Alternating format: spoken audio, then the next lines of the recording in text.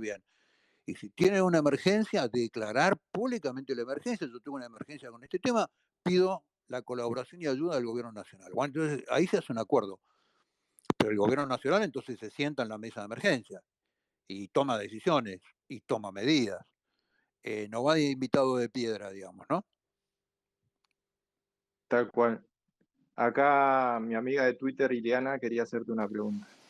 Hola, buenas tardes, Juan José. Un gusto, la verdad, escucharlo. Y me pone nerviosa esto, pero le mandé una pregunta a Espartano y bueno, me cedió el lugar para hacerla también acá en vivo. Y yo quería saber qué opinaba usted, teniendo en cuenta su experiencia, su teniendo en cuenta que es un excombatiente, que sabe mucho de seguridad, defensa. ¿Qué opina del uso de las fuerzas de seguridad, no, de seguridad no, de la fuerza de defensa en posibles conflictos, o si ya estamos en conflicto en frontera, la triple frontera, el mar argentino, en cuanto al funcionar del Estado, ¿no? Que estos últimos 20 años fue como un poquito en detrimento con respecto a las fuerzas? Bueno, un gusto. Buenísima tu pregunta. Muchas gracias. Tu pregunta entiendo que es de la participación de las Fuerzas Armadas en la seguridad nacional. Más o menos es así, ¿no? Sí, sí, así es. Ok. Bueno, yo te voy a dar mi opinión. Hay problemas y hay sectores que no se pueden solucionar sin la intervención de las Fuerzas Armadas. Por ejemplo, frontera norte. Las avionetas del narcotráfico entran decenas de avionetas por día, aterrizan o directamente ya bombardean con cocaína que después son tomadas desde tierra y transbordadas o distribuidas. Nadie puede solucionar el problema del control del espacio aéreo que no sea la Fuerza Aérea con un marco legal correspondiente. Porque no le podemos dar al INADI la misión de que opere e intercepte avionetas, ni al SENASA, ni a ninguna otra organización del Estado. Porque no tiene aviones, porque no tiene pilotos, porque no tiene entrenamiento, no tiene radares, no tiene comandos organizados. Entonces, el problema de la seguridad aérea en la frontera norte y noreste hay que dársela a la Fuerza Aérea con un marco legal, con una ley específica que le permite y le ordena a la Fuerza Aérea hacer ese trabajo. Entonces ahí tenés una Fuerza Armada interviniendo en un problema de seguridad nacional. Segundo, el mar territorial argentino está siendo depredado por la pesca clandestina de españoles, de chinos, de buques de todo calado que ya traen buques factorías que operan desde Montevideo. No hay otra fuerza que no lo pueda hacer que sea la Armada, equipando a la Armada con aviones, con radares, con drones, con buques, para que haga ese trabajo. No lo puede hacer otro organismo del Estado, no tiene ni competencia, ni entrenamiento, ni músculo para hacerlo. Tiene que intervenir la Armada, necesariamente. Ahora, si vos me preguntás en la intervención del ejército en la frontera norte, no es necesario los elementos de combate. El ejército tiene elementos de combate y elementos de apoyo de combate. Los elementos de combate no son necesarios, la gendarmería puede y sabe hacer muy bien su laburo. Ahora, la pregunta de rigor es, ¿por qué durante 30 años la política no permitió que la gendarmería opere con helicópteros de ejército, por ejemplo? Que le darían una movilidad y una disponibilidad muchísimo más amplia. Las comunicaciones de ejército, la capacidad de organizar y controlar comandos de trabajo, el proceso de guerra electrónica. Bueno, esta es decisión de la política. Entonces, en el caso de ejército, elementos de combate no, elementos de apoyo de combate sí. No sé si más o menos te contesté. Sí, sí, muchas gracias, me quedó claro. Porque en realidad estamos teniendo esos conflictos en frontera hoy.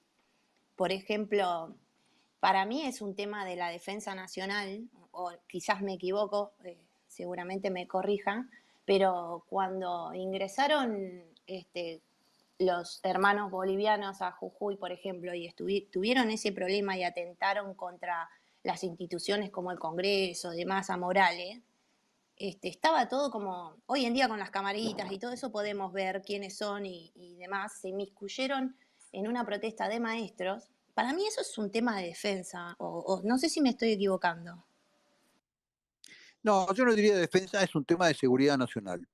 Pero yo comparto con vos que la frontera, sobre todo la frontera norte, no tenemos frontera, la frontera está abandonada. Los organismos del Estado trabajan con tal nivel de limitación. Te estoy hablando de migraciones, en el caso que vos nombrás específicamente, aduana. Inteligencia también. Bueno, la inteligencia estratégica en la Argentina se dedica a espiarnos, a nosotros, a los ciudadanos. Es lo único que ha hecho en los últimos 20 y pico de años. Eso también hay que darle una vuelta de rosca. Pero específicamente lo que vos estás nombrando es un claro ejemplo de un caso de que no hay un modelo de seguridad nacional armada. O sea, Gendarmería no se entera, no tiene acceso a los archivos de migraciones, el Estado está parcializado, está tribalizado en bandas políticas, no hay un Estado inteligente que reúna toda la información de los organismos, tenga la capacidad de procesarlo. Cada fuerza de seguridad hace su propia inteligencia criminal, no hay una inteligencia criminal adecuada a nivel Ministerio de Seguridad. Bueno, por eso son las cosas que nos pasan. Nosotros tuvimos en la Argentina 2 atentados de Hezbollah con un año de diferencia. Embajada de Israel y AMIA. Es decir, la Argentina está desestructurada desde su modelo de seguridad nacional desde hace mucho tiempo.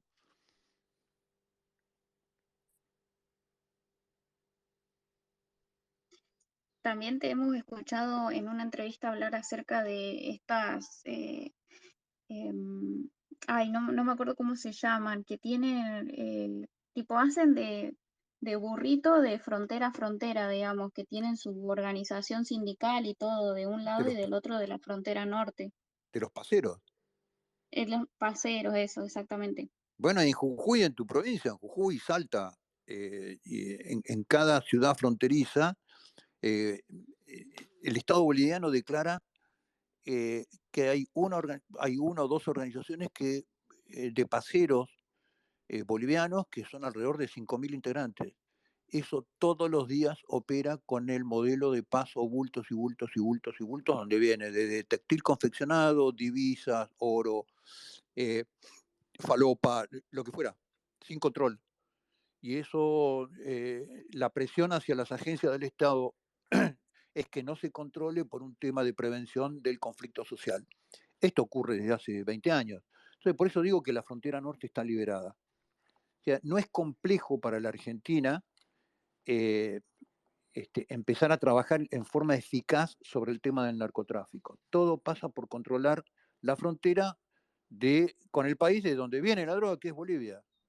Porque además Bolivia no es un secreto. Bolivia, el tema del mundo cocalero es todo un lobby. Bueno, Evo Morales viene de la representación política del segmento cocalero en Bolivia. Con lo cual hay que controlar esa frontera, que no significa tener un conflicto con Bolivia, significa, como todo país civilizado del mundo, controlar su frontera. Totalmente, porque después ahí es donde vienen los conflictos en el Gran Buenos Aires, en Rosario y todo eso, que son consecuencia de no haber cuidado las fronteras de donde entra la droga, Y tanto aérea como por tierra, ¿no? entra la droga y el contrabando.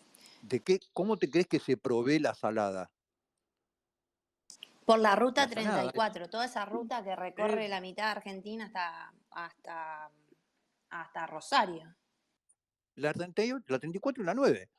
Pero digo, uno de los mayores polos de venta ilegal de ropa contrabandeada en la Argentina es la salada, que ha sido fruto, obviamente, además de dinero negro para la política históricamente. Bueno, la salada vive del tema de la frontera norte. Mira, yo cuando hace años iba a Tilcara, a Pumamarca, eh, siempre buscaba comprar lindas matras. Y bueno, había mucha gente que trabajaba artesanalmente y confeccionaba matras lindísimas, todo lo que era la tejeduría de lana en Jujuy era una industria eh, tradicional, arcaica, digamos, ¿no? Ahora andate a Pumamarca o a Tilcara o a La Quiaca misma y mirá los puestos de venta, la mayoría son hechos en China. son esos colores fuertes, industriales, que no son colores naturales de tintura hechas con semillas o con plantas, sino que tienen, son de colores industriales, colorados fuertes. Todo eso viene de China. Y vos le preguntás a las chicas que ven, no, me dice esto es chino. Y eso entra por la frontera. O hasta el mismo producto tiene Made in China. Sí, claro, algunos sí. Así que el control de fronteras es un desafío que hace 30 años que viene en un amplio contubernio de determinados sectores políticos con sectores delictivos, que viene siendo un tema que hay que solucionar rápidamente y que no es tan difícil de solucionar. Sí, no implica eh, una guerra, por así decirlo, el de que es lo que se imagina, digamos, la gente cuando le hablan acerca de controlar las fronteras. Pero no, además la guerra, yo lo digo permanentemente, la guerra contra el narcotráfico no hay que darle en Rosario, hay que darle en la frontera. Las guerras se dan en la frontera, no en el corazón de tu país. Entonces, seguimos sacando gendarmes de la frontera y los mandamos a Rosario, al conurbano. El conurbano bonaerense está regado de gendarmes sueltos que cuando el tránsito se pone medio complicado, se para un semáforo, se ponen a dirigir el tránsito. ¿Qué hace ese gendarme ahí, digamos? Es la pregunta del millón. Totalmente, totalmente. Sí, te he escuchado decir en una entrevista que Rosario, el Gran Buenos Aires eran un síntoma de la enfermedad y que ahí no se ataca, tipo, sería al vicio. Hay que curar la enfermedad.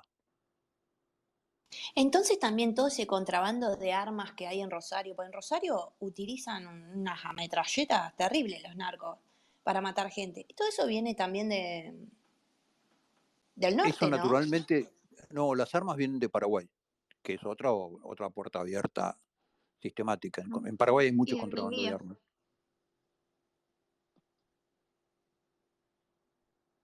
Juan, bueno, vamos llegando a la hora. No sé cuánto tiempo más tiene. No, no tengo problema. Yo estoy a disposición de ustedes. Eh, Joya. buenísimo, porque mi idea era subir un par de oyentes para que te puedan hacer preguntas también. Dale, con todo gusto. Sí, Dale, quien quiera pedir micrófono puede voy hacerlo. a, voy a ir subiendo de a uno y voy bajando, así no se acumulan todos y va a ser un desastre después. Así que voy a elegir a uno, a ver. Acá el usuario Fumarola. ¿Cómo anda Fumarola? Los nombres que tienen. Buenas tardes. En primer lugar, quiero expresarte mi gratitud por tu servicio a la patria, por vos, tus camaradas y la alegría de poder interactuar directamente con vos, Juanjo, a quien sigo de hace tiempo. Tengo una pregunta muy particular respecto a los nombramientos que este gobierno nuevo tiene. Ya te has expresado muy claramente al comienzo sobre estas dos áreas que son muy cercanas a tu capacidad. Y te pregunto por algún tema que también es muy importante para tu plataforma y para tus principios, el nombramiento de Carlos Torrendel, que Clarín, acá lo acaba de colocar, anuncia, y que titula como un católico que está en contra de la educación sexual obligatoria en las escuelas. Además está a decir que las respuestas son satisfactorias de todos, porque para eso se lo votó a Milei. ¿Cuál es si tenés una opinión personal, si conoces a Carlos Torrendel o lo que al menos expresa este titular? Bueno, en principio, bueno, un gusto bueno, y te agradezco mucho tu elogio, pero servir a la patria es un honor, que a veces se da, muy poca gente lo tiene, y yo lo tuve, así que yo lo vivo como un honor. Muchas gracias.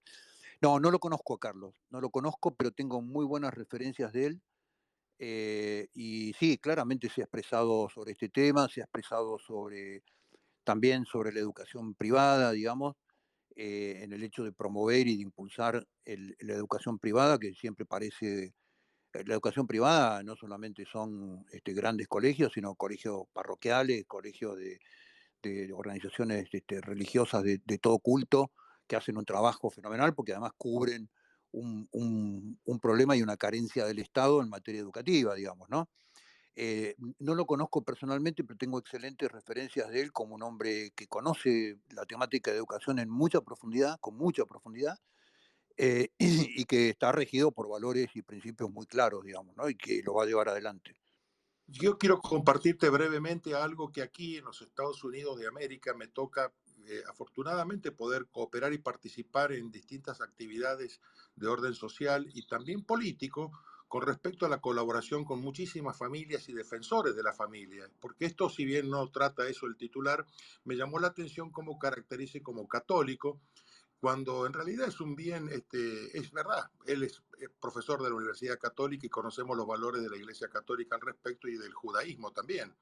Y muchas familias judías y muchas familias musulmanas defienden a la familia en el tema educativo y creo que es lo que está implícito en el artículo, que lo leí y me pareció muy objetivo y muy bueno y sobre todo señal de aquello que está apareciendo en la sociedad, no solo en Argentina, sino en general en todos lados, de la necesidad de defendernos contra el poder del Estado por las comunidades anteriores al Estado y que legitiman al Estado y a su existencia. Así que me alegra mucho poder escuchar esto y que haya muchos sectores, muchos partidos políticos con diferencias programáticas, etcétera, que coincidan en esto y celebro y los comentarios que pude ver rápidamente al tweet o al posteo de Clarín coinciden en eso. Así que bueno, gracias, simplemente era para darme el gusto de saludarte, ¿viste? Medio de figuretti que es uno.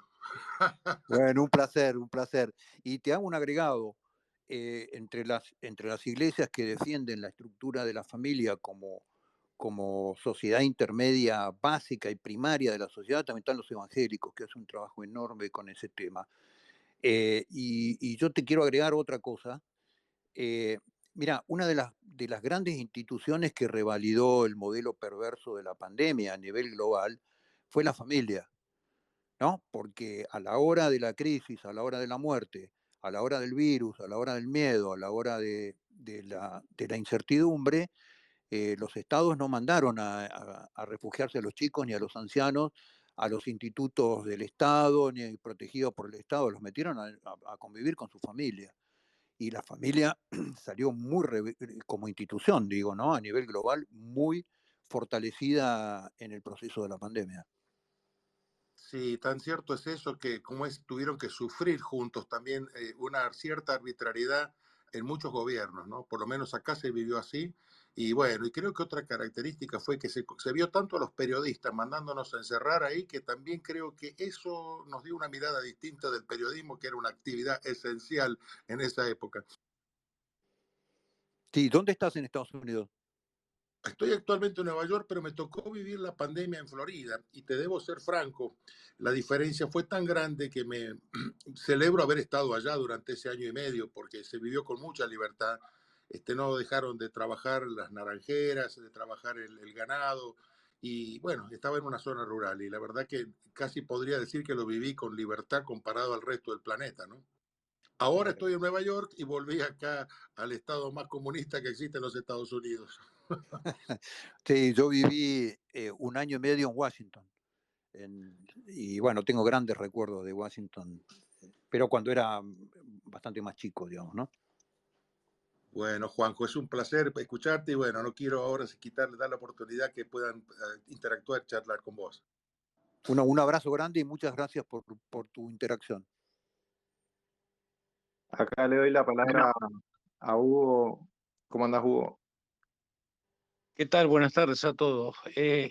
Buenas tardes, Mayor. Es un honor Hola, Hugo, ¿cómo estás? tenerlo a ustedes.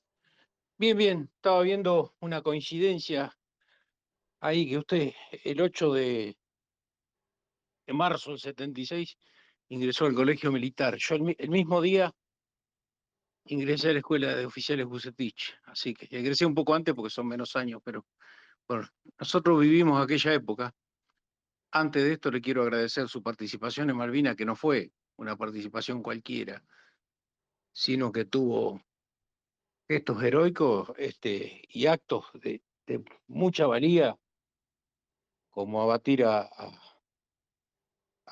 jefes del bando contrario, pero bueno, Bueno, muchas gracias, donde la Hugo. guerra es conocido. Pero voy al otro tema, que no es menos, que si bien es otra cosa, es muy importante para nosotros. Si usted considera, como nosotros sabemos lo que pasó, somos contemporáneos, sabemos bien lo que pasó en la época del terrorismo, de los 70 en Argentina, y que durante muchos años estuvo oculto y por suerte recién ahora se está poniendo un poco de luz, como se puede, ¿no? Pero antes, años atrás, no se podía ni hablar de estas cosas, porque aún hoy, cuando Villarroel saca algo, el Celtivo, a Fabita o cualquier saca sobre los atentados de aquella época que nosotros los conocimos bien, los acusan de facho, de todas esas cosas. Yo lo que quería saber, a ver si usted considera que de alguna forma puede haber, yo no digo solución porque ya se hizo el desastre con la gente, los camaradas que están en Marcos Paz, muchos de ellos 10 años sin sentencia, con 95 años presos, a los cuales se les violó el derecho, fueron juzgados 2 veces, todo lo que se puede violar de los derechos, se retrotrajo el derecho penal en perjuicio del imputado, y 100.000 cosas más. Y del otro bando están los señores jefes terroristas, ricos, porque mandaron al muere a sus compañeros, a, a los jóvenes que se tragaron ese verso, ricos, aplaudidos y disfrutando de eso. Esa lucha por imponer que el terrorismo tampoco prescriba, que la tienen entre otros los Rucci, ¿no? Que fue el delito de ellos, fue de lesa humanidad, claramente, porque fue si no es de lesa humanidad, tuvo participación en el Estado de ese momento. Fue en un gobierno democrático, se comprobó que hubo funcionarios que apoyaron ese homicidio, uno de las tantas aberraciones que hicieron. Pero no quiero hacer tan larga Todos sabemos lo que... Bueno, todos no, lamentablemente a los jóvenes se les ocultó durante mucho tiempo lo que pasó en aquel tiempo. A ver, ¿qué solución podría haber para eso? Yo realmente a veces uno se desmoraliza por el tiempo que pasó y por todas esas cosas, pero ¿cuál sería algo que se pudiera peticionar y que sea posible? ¿Qué es lo que se puede lograr para lograr algo de justicia con eso? Mirá, Hugo, 30 años de injusticia son muy difíciles de revertir en corto tiempo, porque ahí hubo la creación de un código penal específico para los mal llamados delitos de lesa humanidad, que se aplicó retroactivamente una ley que en el momento de la teórica eh, comisión del delito no existía. O sea, desde el punto de vista legal me parece que hay una serie de complejidades. Ahora sí me parece que hay eh, lugares por donde se empieza. A mí me parece que el tema de instalar una verdad completa lo que empieza a generar es un modelo de reconciliación, sobre todo para las generaciones futuras, ¿no? Las generaciones que ya vivimos eso, lamentablemente, ya es muy difícil. Entonces, me parece que un concepto de verdad completa y un concepto de muertos completos empieza a generar un concepto cultural de apoyo a un proceso de reconciliación. Después me parece que hay que pedir la aplicación del Código Procesal Penal para todos aquellos que están detenidos, digamos, ¿no? Los mayores de 70 años, el 2x1. El 2x1 estuvo a punto de salir en el gobierno de Macri y la jefatura de gabinete se opuso y no salió el 2x1 en la causa Simón, creo que era. Con lo cual hay que empezar a aplicar el derecho. Lo único que se están pidiendo es que se les aplique el derecho. Y después yo sí creo yo no creo en las amnistías, porque las amnistías conmutan las penas, pero dejan vivo al delito, teóricamente la comisión del delito. Con lo cual yo sí creo que hay que hacer un análisis y una auditoría de ciertos juicios que tienen eh, en las causas grandes, por ejemplo, en la causa ESMA, en la causa Tercer Cuerpo de Ejército, en la causa Quinto Cuerpo de Ejército, que tienen anomalías graves, sobre todo en el tema de los testigos, ¿no? Hay publicaciones completas, hay páginas web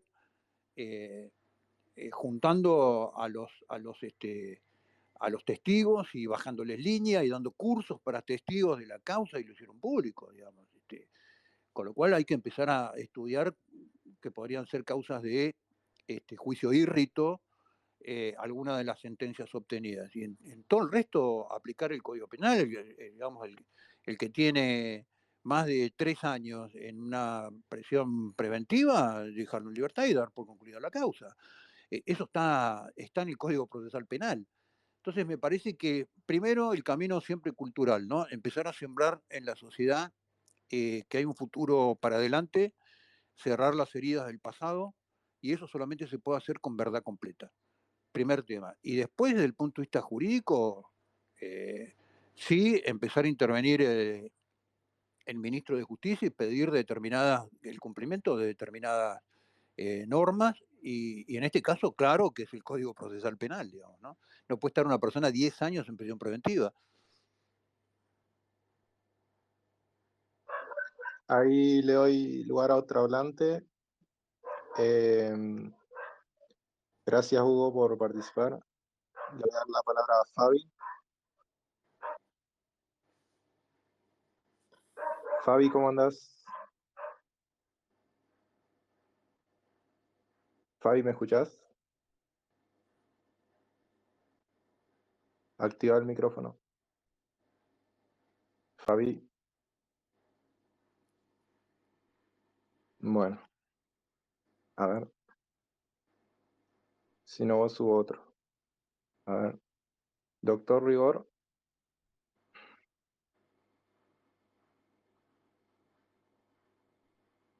Fabi, ¿está? Activa el micrófono.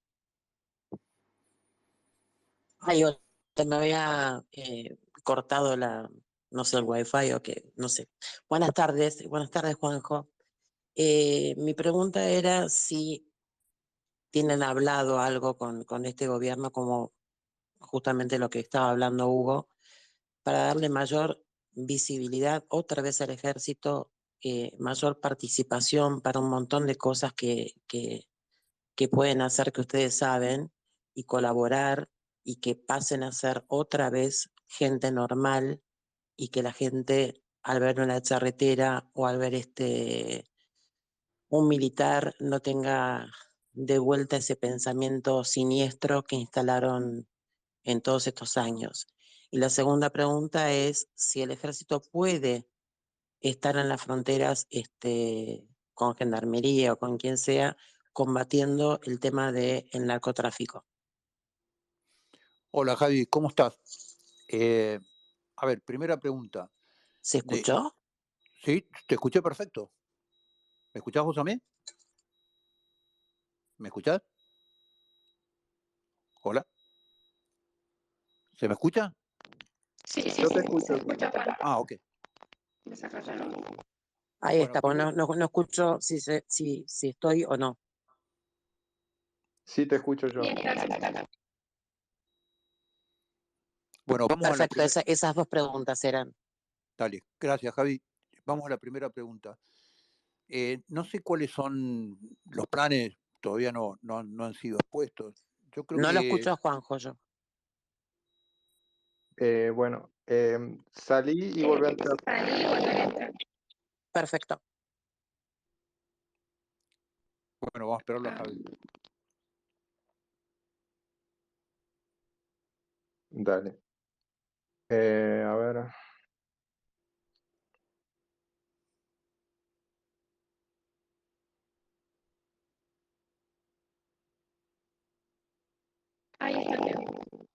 Poné otra pregunta si querés en el medio, así Javi entra tranquilo. Ahí está, Fabi. Me volví. Bueno, no sé si se escucharon las preguntas o las tengo que repetir. Sí, Se Fabi, escucharon. perfecto. ¿Cómo? Ah, perfecto. Bueno, esas dos cosas, Juanjo, quería preguntar. Gracias. No, gracias a vos. A ver, primera pregunta. Te decía, no sé cuáles son los planes que tendrá la cartera de defensa en su mirada. Sí.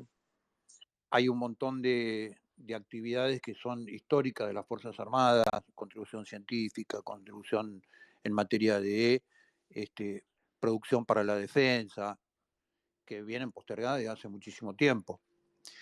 Ahora, yo no comparto tanto, yo creo que hay una minoría de personas hoy que ven a las Fuerzas Armadas en términos negativos, más allá que cada uno puede verlas como quiera, pero cuando vos mirás las encuestas de prestigio institucional, por ejemplo, que nunca se publican a propósito, las Ahí Fuerzas está el Armadas, tema. las Fuerzas Armadas están en primer lugar, segundo lugar, primer lugar, segundo lugar. Yo creo que las Fuerzas Armadas tienen una visión, y sobre todo en el interior, donde tienen muchísima presencia desde las tres fuerzas, eh, en determinados sectores del país, en el interior, tienen una convivencia con las Fuerzas Armadas que es muy, muy integrada, digamos, ¿no? La vez en el llamado para el ingreso como soldados voluntarios, las siempre los postulantes superan en 7 o 8 veces la cantidad de cupos. Lo ves lo mismo en el colegio militar, lo ves en las escuelas.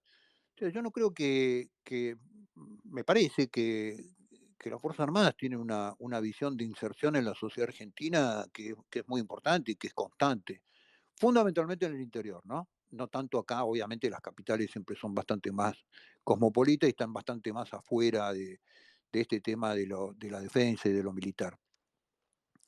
Y tu segunda pregunta era, perdón.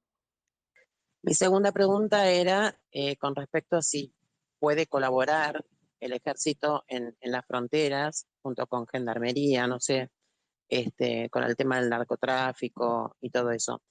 Y Sí, antes de cerrarte la pregunta, es si en el interior siempre fueron más queridos y mejor vistos. El problema es acá, como todos sabemos, siempre la bajada de línea y esta cosa siniestra, que es lo que pasa con el tema de ahora menos, que estoy de acuerdo con vos, y se está como pacificando más, pero bueno, fue difícil. bueno, tu segunda pregunta tiene mucho que ver con la pregunta que hizo otro de los oyentes. ¿En qué cosas pueden colaborar el ejército en la frontera norte? ¿Qué cosas yo creo que son las adecuadas en todos los elementos de apoyo de combate a gendarmería? Helicópteros, aviación de ejércitos, comunicaciones, guerra electrónica, en fin, hay una cantidad de apoyos en donde la gendarmería, tomando sus apoyos de las Fuerzas Armadas, tendrían muchísima más operatividad, muchísima más calidad de desplazamiento, rapidez, etcétera. Sí, yo no creo en esta propuesta de empeñar elementos de combate, ¿no? Como escuchábamos en la campaña, voy a rodear Rosario con el ejército. ¿Para qué? Los ejércitos se preparan para la guerra, se preparan para otras eventualidades que no es el delito, pero sí los elementos de apoyo de combate.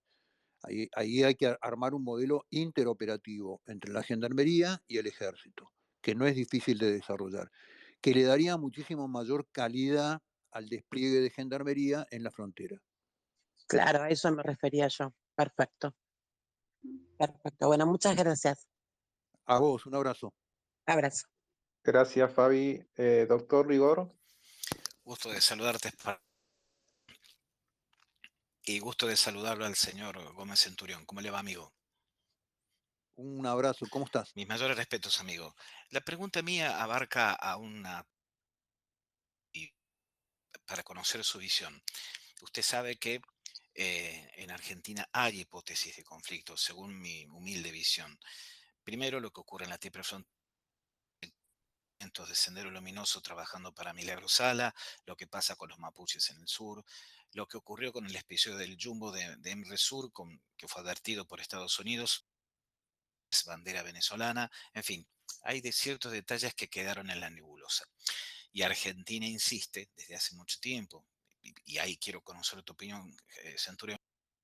Sabe que en Estados Unidos, en Gran Bretaña y en Francia, todos los ministros de defensa son militares retirados de carrera. En Argentina insistimos desde hace tiempo en poner abogados.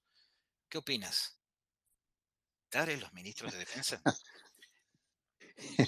Eso más que pregunta es una muy buena afirmación, digamos. Bueno, pero dame tu visión, por ahí no te quiero comprometer, pero yo considero que el No, Ministerio no. de abogado y no un médico, pienso que el Ministerio de Defensa tiene que estar manejado por gente militar retirada que conozca todo el asunto del tema defensa, ¿no es cierto? Un abogado no lo conoce, por bueno. No, te hice el comentario porque me causó mucha gracia, porque estoy muy alineado con tu pensamiento, digamos, por eso me causó gracia. No, no, No, no fue para molestarte ni no me muchísimo. siento solo en el mundo, amigos. Entonces, No, acá quedó claro que hay como una cancelación de la participación de militares en determinados sectores y rubros del Estado Nacional, digamos, ¿no?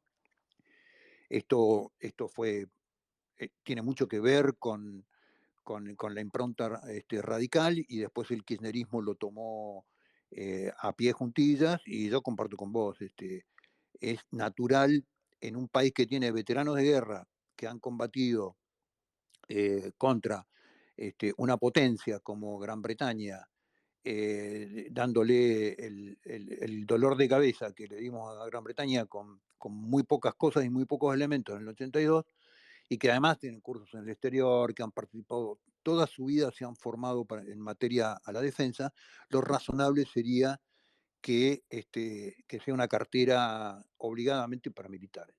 Pero esto no es así. Y mirá, yo te voy a decir una paradoja que es muy graciosa. Todos los ministros de defensa de los gobiernos militares eran civiles y todos los ministros de defensa de los gobiernos constitucionales han sido civiles, no militares, digamos, ¿no? Con lo cual, yo creo que acá hay un tema cultural en la política argentina que es una desconfianza ideológica hacia las Fuerzas Armadas. Hay también como un tema ideológico del fin del conflicto, esta imagen de Fukuyama flotando y parece que la clase dirigente no lee los diarios. He escuchado a un candidato que decía que iba a ser ministro de Defensa de Massa hablar que Argentina debía modernizarse en su sistema de defensa y no tener más fuerzas armadas, por ejemplo. O sea, en medio de la incursión de Hamas a Israel, por ejemplo, ¿no? Entonces yo digo, estos chicos no leen el diario, digamos, ¿no? ¿Cómo sería un modelo de defensa más moderno sin fuerzas armadas? Lo que tenés son fuerzas armadas modernas. Yo creo que hay mucho desvarío ideológico y muy poco sentido de realidad. También creo que hay un enorme sentido de complicidad con determinadas cosas que pasan en la Argentina. El abandono de la frontera norte por 30 años no es casual, no es solamente un error. la falta de radarización también. No, bueno, a eso me refiero. Y conecto, si me Eh, permitís, pero, Centurión, para que te explayes. La ausencia de una ley de derribo, no la tenemos, ¿verdad? Creo que es un decreto lo que hay, pero no hay un que creo que es necesario para una frontera abierta donde entra cualquiera al espacio aéreo. ¿Cuál es tu visión de eso también? bueno, esto lo hablamos con una participante recién. Yo le decía, es imposible solucionar el tema de la frontera norte sin una fuerza aérea operando contra aeronaves hostiles, y esto requiere un marco legal que es una ley de derribo, que la tienen todos los países del mundo. Acá hubo un decreto por 4 meses durante el G20, que después cesó. Era un decreto con tiempo de cancelación, porque ningún presidente del mundo iba a volar en avión a un país que no tuviera ley de derribo. Quería decir que cualquier suicida con una aeronave impactaba el avión de los Estados Unidos, del presidente de los Estados Unidos. Un disparate absoluto, digamos, ¿no? Eso te marca un poco la paradoja del disparate en la cual vivimos. Para que vengan presidentes extranjeros importantes y gran cantidad, hubo que hacer un decreto transitorio de derribo durante 4 meses, que después eh, canceló. Pero este tema sí, de la ley de derribo, lo hablamos con una oyente previa. Ok, muchas gracias, amigo. Felicidades. Entonces, si va a pasar esto de la ley de derribo, ahora que vienen para la asunción de Milei, distintos jefes de Estado, eh, tipo, tiene que volver a reactivarse ese decreto. No lo sé, lo tienen que solucionar. yo no sería presidente. No sé qué presidentes en ejercicio van a venir, no tengo idea, la verdad que no tengo idea. Pero un presidente de un país importante no vuela a otro país y le dicen, che, acá puede entrar cualquier aeronave hostil y navegar por el cielo, sin control de nadie, digamos. Yo no viajaría. Gracias, doctor Rigor, por la pregunta. Mica,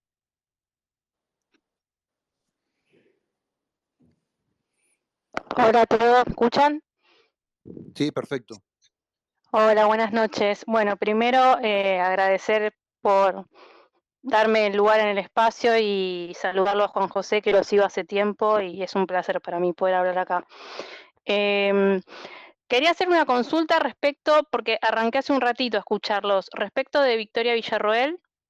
em, ¿Cómo se vincula en este espacio liberal en el que integra, y más entendiendo las frases que tuvo Javier Milei respecto de Margaret Thatcher, que él la menciona como un referente, y siendo Victoria hija de un veterano de Malvinas? Entonces quería más o menos tener una idea tuya, de Juan José, sobre Victoria. No sé, no le escuché a Victoria expresarse sobre esos temas.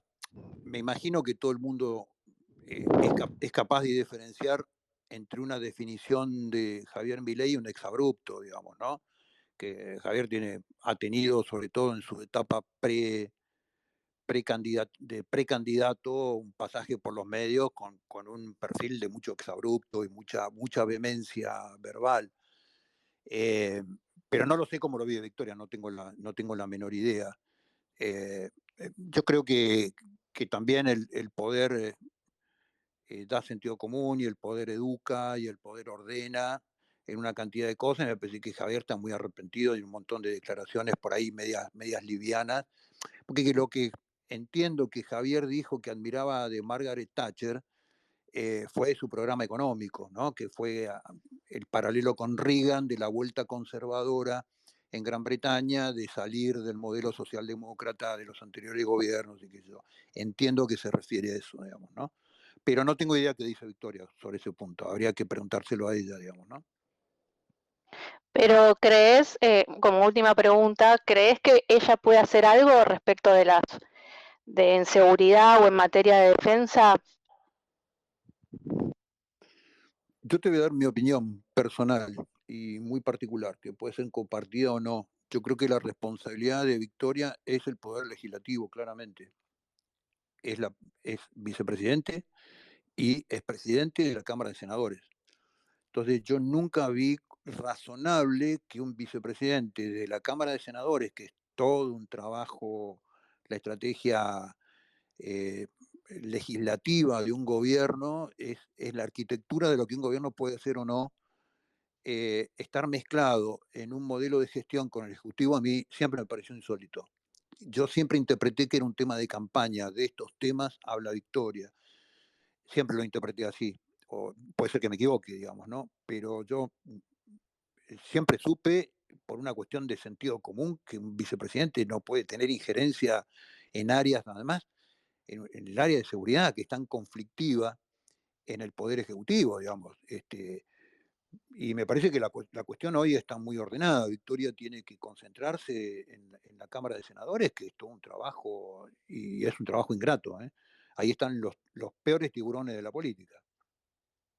Sí, sí, totalmente, en eso coincido, no va a ser nada fácil, pero bueno, en algún momento lo escuché a Javier Milei hablar respecto de esto, que le iba a dar lugar para como que se ocupara Victoria Villarroel de esto, ¿no? De lo que era seguridad o defensa, y bueno, hoy nos encontramos con que delega ese lugar a Patricia Bullrich y a Petri, algo completamente distinto, y que no creo que sean incluso idóneos para esto. Sí, yo hablé al principio de ese tema, capaz que vos entraste un poquito después. Cuando me preguntaron qué me parecía, yo dije que me parecía que obedecía más a una estrategia de construir consensos para generar el marco de leyes que necesita, sobre todo el paquete de leyes económicas en las circunstancias que estamos viviendo, que son realmente muy acuciantes, y que hoy era el foco de Javier Milei, y que el resto de las áreas tenían más que ver con la negociación política, digamos, de lograr consenso en la Cámara de Diputados y en la Cámara de Senadores, que a sus perfiles personales, digamos, para desempeñar el cargo, ¿no? Pero yo nunca vi razonable que el vicepresidente tenga competencia en las áreas del Poder Ejecutivo. Nunca lo vi. Siempre me pareció que era un tema de decir, bueno, que hable ella de estos temas, yo no hablo de estos temas. Me pareció que tenía mayor relación con eso. Bueno, te agradezco la respuesta, Juan José. Un placer, gracias. Gracias, Mica. Chini, ¿quería decir algo? Sí, por ahí llevarte un poco al lado de la geopolítica, así como le dicen.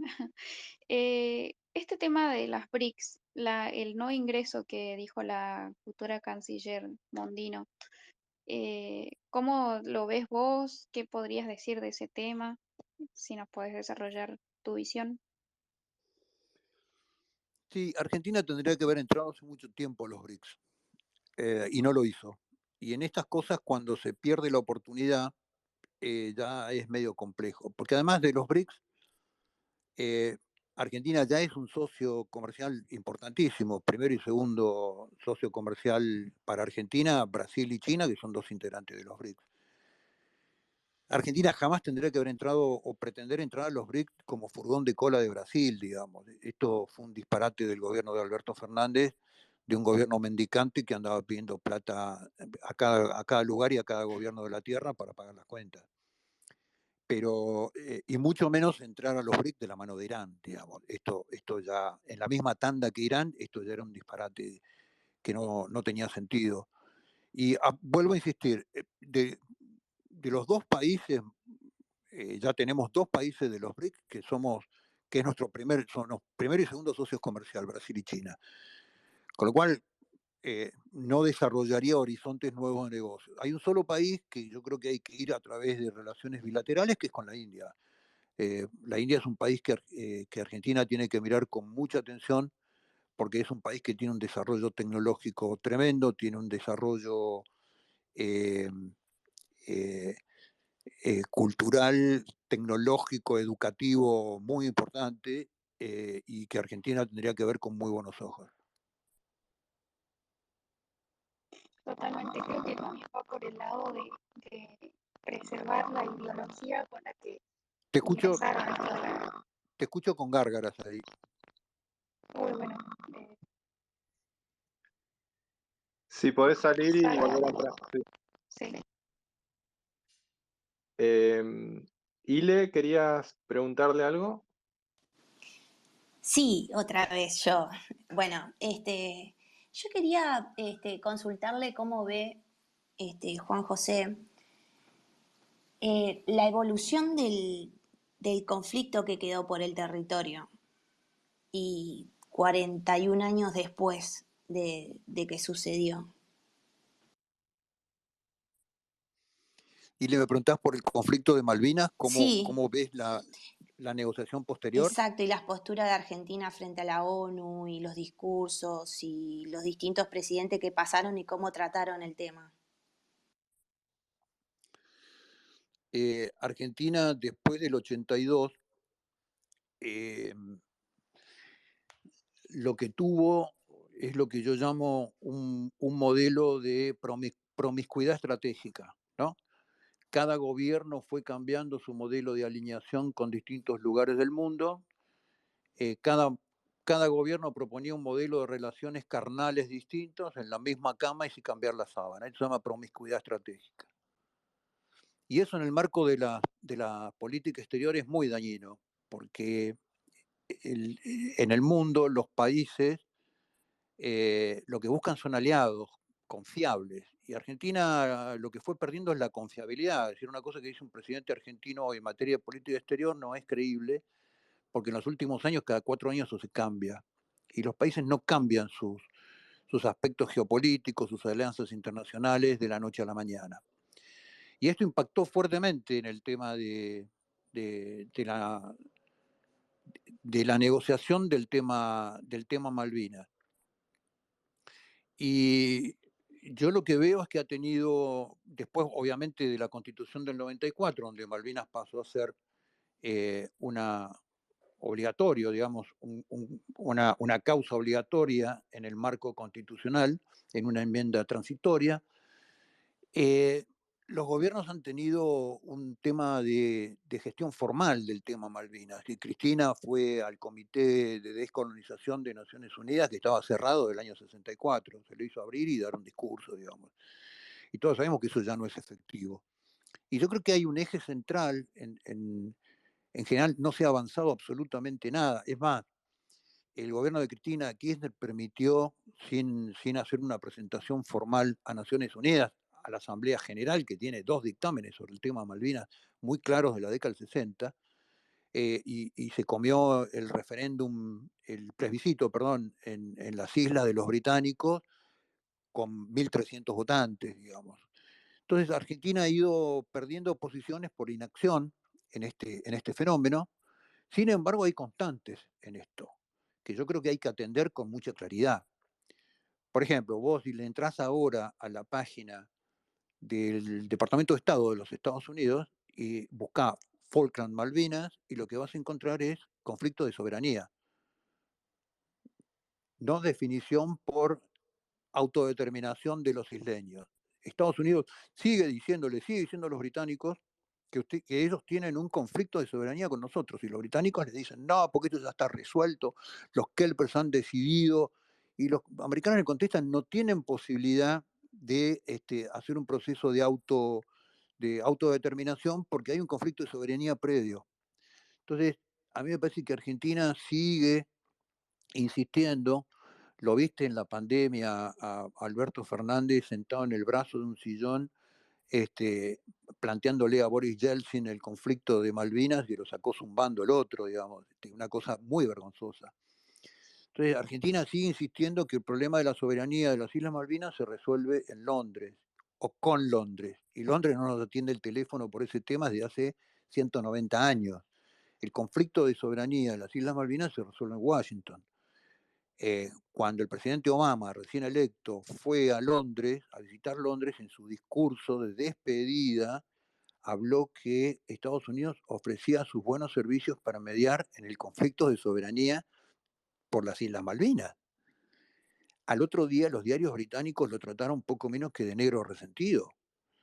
Entonces hay que escuchar, hay que mirar al mundo y decir, bueno, el marco de alianza, el marco de discusión de la soberanía de las islas está en otro lado, y hay que hacerlo de forma distinta a lo que hemos hecho por 41 años, digamos, ¿no? Fui muy sintético, pero no sé si fui claro. Clarísimo, Juan José, muchas gracias. Es muy A vos, valorable Silvia, gracias. su visión.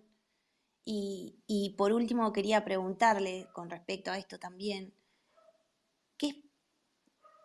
¿cómo cree usted desde su visión y su experiencia, y entiendo que con todo lo que nos ha compartido sigue muy bien el caso, obviamente, y cómo cree usted que se resuelve esto? O sea, ¿cómo se resolvería este conflicto? Porque yo entiendo que, bueno, si bien no es de soberanía, o sea, es de territorio, o sea, no tenemos libre circulación hacia el territorio.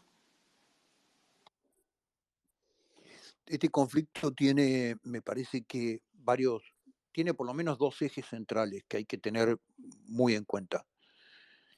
Gran Bretaña es un país anciano que está perdiendo a pasos agigantados su identidad cultural detrás de un fenómeno que es muy europeo, que es la pérdida de identidad cultural por inmigración, sobre todo inmigración islámica. En 20 años va a haber una altísima proporción, bueno, ya hay un primer ministro musulmán, por ejemplo, ¿no? Entonces, todas estas nuevas camadas de primera, segunda, tercera generación de inmigrantes con una cultura que no tiene nada que ver con la cultura británica, con otra religión, con otra creencia, ¿cómo van a sostener este modelo de los territorios de ultramar, digamos, ¿no? Por otro lado, y eso es una curva que va bajando Gran Bretaña en su potencialidad colonial o imperial, digamos, o pseudo imperial. Y por otro lado, la Argentina es un país muy joven, con todo el potencial de crecimiento por delante, que si deja todos sus conflictos atrás y se transforma hoy y empieza a trabajar para transformarse en el Atlántico Sur, en una nación que es capaz de dar garantías internacionales del buen funcionamiento del Atlántico Sur, que control de su mar territorial, de instalaciones en la zona, de instalaciones de satélites, conexiones satelitales, instalaciones de infraestructura. Eh, el pasaje de Drake al sur de la isla grande de Tierra del Fuego, el 41% de las importaciones de Estados Unidos circulan por ahí, porque en el canal de Panamá tienen un mes y medio de espera para poder pasar por el canal con todos los costos que eso implica. 1.700.000 contenedores pasan hoy por el sur del pasaje de Drake. Entonces, si Argentina se empieza a consolidar como un agente y como un actor geopolítico en el Atlántico Sur, en algún momento dado, en el marco internacional, a naciones como Estados Unidos, le va a dar la garantía de que es un actor importante y con capacidad de gestionar un lugar tan importante desde el punto de vista geopolítico como el Atlántico Sur. Y esto es lo que va a arrimar la negociación. El tema es que, mirá, me hiciste acordar porque hablando de estos temas, hay una base militar instalada en la Bajada del Agrio, en Neuquén, que es China, y que bien no sabemos qué hace, pero parece que tiene un satélite gigante y tecnología obviamente que nosotros totalmente desconocemos, pero uno de los temas era justamente el tráfico comercial. No, sí, sabemos qué hacemos. Sabemos qué hacen los chinos ahí. Está claro qué hacen los chinos ahí. Los chinos ahí hacen traqueo de comunicación satelital. Está clarísimo qué es lo que hacen. Bueno, yo esto lo hablé en la campaña del 2019 hasta el cansancio, el tema que hay que empezar a desactivar el contrato con la República Popular China por la instalación del ejército chino en la provincia de Neuquén. Y esto lo he discutido en los medios, algunos me dicen, no, es una instalación científica. Mentira, depende del Ejército Popular Chino, que depende del Partido Comunista Chino. Esto es clarísimo en términos de estructura del Estado. Y obviamente nos coloca a nosotros en una situación que en un futuro roce o conflicto, no digo una guerra, pero sí digo un conflicto entre Estados Unidos y China, nos coloca a nosotros en un lugar, nos mete de convidado de piedra en un conflicto geopolítico sin comerla ni verla, digamos. Claro, y entonces creo que por eso, a mi entender, digamos, era por esos temas de arreglos, digamos, del Partido Comunista Chino que están acá con Unión por la Patria y todos ellos, es que no quieren entrar a las BRICS que había hablado antes. ¿Puede ser así, Juan? No, bueno, ahí tenés la Argentina, que Argentina la inauguró Cristina, eh, siguió en el gobierno de Macri y ya este gobierno fue descarado al punto de decir esto es Argentina. Eh, pero yo no creo que tenga que ver con una visión geopolítica de los políticos argentinos, tiene nada que ver nada más que con el hecho de ir, tocar el timbre y pedir plata. Esto es política exterior mendicante, no tiene nada que ver ni siquiera con una diferencia de visión geopolítica. Les importa nada la geopolítica, no entienden absolutamente nada de geopolítica, lo único que quieren es que alguien les dé plata. Fueron a China, declararon a Argentina y volvieron con yuanes. ¿Para qué? Para poder cubrir la caja, poder cubrir la reserva del Banco Central para seguir con el gasto del Estado. Yo creo que esto en un gobierno razonable se reordena rápidamente, digamos. Gracias, Ile, por la pregunta. Al Universal, Bueno, última, Hola, hacemos. sí. dale, Buena, dale, la última. Dale. La buenas última y expansiones. después hacemos, si quiere hacer un cierre, Juan. Bueno, ¿se escucha? Sí. Hola, ¿se Sí, sí, escucha? Sí, sí. sí, Sí, sí. perfecto. Hola Esparta, hola Juan José, y ante todo mi admiración a un gran héroe de Malvinas como es usted. Le quería preguntar, ¿Qué nivel de planes de inteligencia y militar tenemos hoy en Argentina y si existe algún estándar internacional de auditoría para nivelar y obtener algún nivel de excelencia o algo? ¿Eso existe? ¿Cómo es eso? Bueno, la inteligencia militar hoy se puede hacer solamente en países extranjeros. Hay una ley de inteligencia insólita que por eso obliga al Estado Nacional a tercerizar la inteligencia y el espionaje en terceros, en todos estos temas que ves en la prensa. Es otra cosa que con el tiempo hay que reformarla. Los países razonables hacen inteligencia en forma sistemática porque es la forma de prevenirte en contra de amenazas para la población, para el territorio, para el Estado, digamos. No hay estándares en términos de normas ISO 8000 para inteligencia, digamos. Claro, eso es lo que preguntaba, si Pero existe. sí hay usos y costumbres de los países que van liderando los procesos a nivel mundial, y es imposible que Argentina reciba buena información a nivel internacional si no proporciona buena información. Entonces, los servicios de inteligencia tienen que ser profesionales, tecnológicos.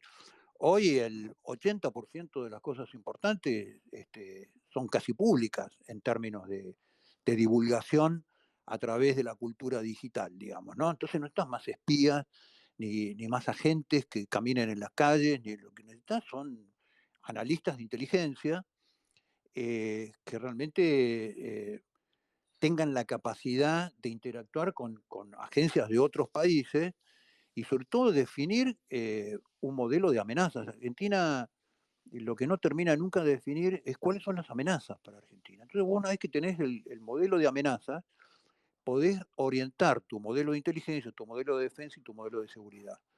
Y es lo que la política argentina hasta ahora no ha estado en capacidad de hacer. Es decir, los problemas de Argentina en materia de seguridad nacional son esto. Primero esto, segundo esto, tercero esto, cuarto esto. Y eso es lo que orienta a todo el Estado Nacional. Si no, el Estado Nacional se pone a hacer otra cosa. Como por ejemplo los organismos de inteligencia. Claro. Entre paréntesis te digo, yo estoy en este último, que no me acuerdo el nombre, este que apareció, el tercerizado de la AFI, yo aparezco entre los 1800 espiados, ¿no? Pero bueno. Seguro que acá hay algún servicio. Seguramente. Muchas gracias, Juan José. Igual, una preguntita más, nada más. ¿Qué opinás perdóname si te tuteo, no sé, ¿qué opinás con la relación que puede tener Waldo Wolf, que es el nuevo ministro de Seguridad de la ciudad, con Patricia? Si los conoces a ambos, o cómo verías esa relación? No lo conozco, Waldo Wolf. Lo conozco haberlo visto en noticieros y qué sé yo, pero no lo conozco personalmente y entiendo que tienen muy buen vínculo. Los dos vienen, creo que Waldo Wolf estaba dentro del espacio de Patricia Bullrich en Cambiemos, y creo que tienen una relación muy fluida, digamos. Así que espero que trabajen con armonía. Ok, muchas gracias. No, un abrazo, gracias. Abrazos. Bueno, Juan, primero que nada agradecerte por este tiempo que nos has dedicado. El tiempo es oro y nada, muchísimas gracias por aceptarme la entrevista. Muchísimas gracias a Chini también por hacerme contacto con vos. Y bueno, yo quería decirte que ya que te tengo acá y ojalá algún día te pueda ver y agradecer también, porque en el 2019 yo te voté porque ni Alberto Fernández ni Macri me representaban en cuanto a mis valores. Yo soy pro vida, estoy en contra del aborto, estoy en contra de la ESI y de toda la agenda perversa de la Agenda 2030. Así que fuiste el primer candidato a presidente pro vida, uno de los pioneros en cuanto a esa cuestión. Así que, bueno, tenemos que aprovechar que ganó Milei, que también es pro vida, que está en contra del aborto, y tenemos que seguir dando la batalla cultural contra esto. Y bueno, tenemos que estar todos los argentinos de bien, pro familia, pro vida, pro patria y que queremos una Argentina donde no haya más delincuencia, donde pueda reinar, digamos, la armonía, que estemos unidos, ¿no? No sé si lo conoce Álvaro Sicaleri, que él menciona mucho el tema del el polo republicano. Y bueno, en esta elección creo que se vio una unión y que juntos pudimos derrotar al kirchnerismo, ¿no? Digamos, partido que tanto mal le hizo a nuestra querida Argentina. Y bueno, creo que los argentinos de bien los queremos ver presos porque durante su gestión hubo mucha corrupción. Así que bueno, yo espero que estemos más unidos, que no aflojemos, que sigamos combatiendo en las elecciones que se vienen en el 2025, 2027, porque como dice el dicho, ¿no? Que si los hermanos se pelean, lo devoran los de afuera, ¿no? Y entonces tenemos que estar unidos. Yo tengo presente que vos apoyaste a Milei durante la campaña, así que bueno, me gustaría una gran alianza entre todos los argentinos de bien para poder, digamos, terminar con los partidos políticos corruptos y de estos que solo quieren estar en el poder para sus propios beneficios personales. Así que bueno, le quiero agradecer, le doy muchísimas gracias, Juan José, y bueno, si quiere decir algunas palabras de cierre para todos los argentinos que lo están escuchando. Bueno, no, el agradecido soy yo, gracias por la oportunidad de este espacio tan lindo de poder conversar con todos tus seguidores. Y nada, yo lo que digo es que hay una Argentina distinta posible, hay que ponerle el hombro, eh, nunca sin dejar de decir lo que uno piensa, no hay que transfigurarse, hay que colaborar, apoyar desde lo que uno cree, desde lo que uno siente, desde lo que uno piensa, y yo siempre estoy dispuesto a colaborar. Y hay una otra Argentina posible, que es nuestra Argentina histórica, aquella Argentina que asombró al mundo, digamos, en su desarrollo, no solamente económico, sino cultural, en sus ideas, en su forma de vida, que tenía que ver con sus tradiciones, con sus costumbres, con sus creencias, con su fe. Y bueno, y hay que apoyar esa transformación. Y también hay que decir las cosas en las cuales uno no está de acuerdo, ¿no? Porque eso es la base de la convivencia de personas libres, ¿no? Que son capaces de decir lo que piensan y sienten. Y nada, yo sigo peleando por eso. En el 2019 fue muy duro, con una soledad enorme, que era intentar poner la batalla cultural en la política, armar una propuesta política que tuviera como centro los valores históricos de la Argentina, y con cero recursos, con cero apoyos, con una soledad enorme, con un castigo enorme por parte de los medios de comunicación. Y bueno, y dimos un pequeño gran paso, sacamos casi 900 y pico mil votos, casi 1 millón de votos, con nada. Y bueno, y sobre eso después vinieron otras construcciones que lograron tomar estos temas. A mí Javier Milei me consta su pelea, estuvimos muchas veces en muchos programas y en manifestaciones, en movidas en las calles, en el año 2018, 2019, 2020, por el tema en contra del aborto, y sé que es una persona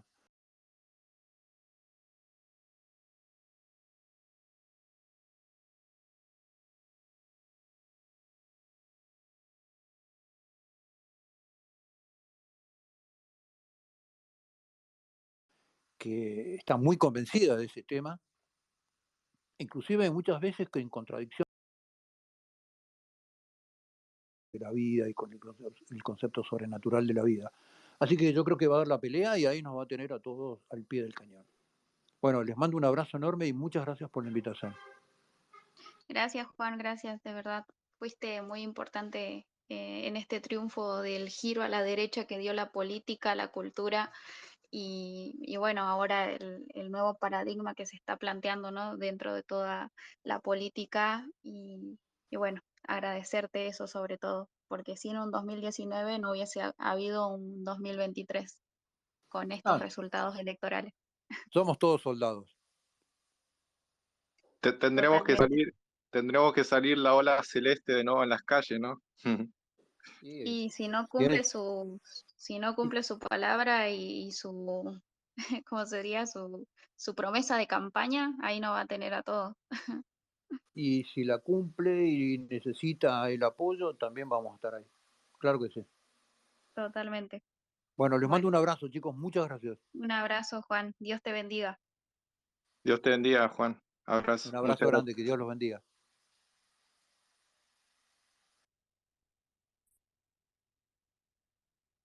Bueno, ahí pasó Juan.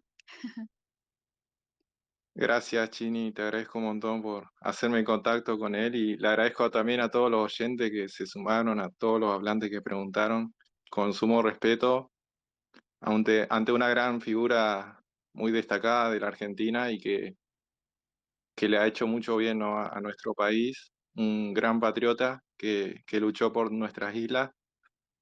Perdonen por las personas que pidieron micrófono, no les pude dar por cuestión de tiempo. Traté de darle la mayor cantidad de personas, pero bueno, no.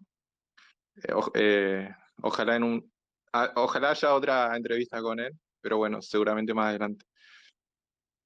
Sí, totalmente.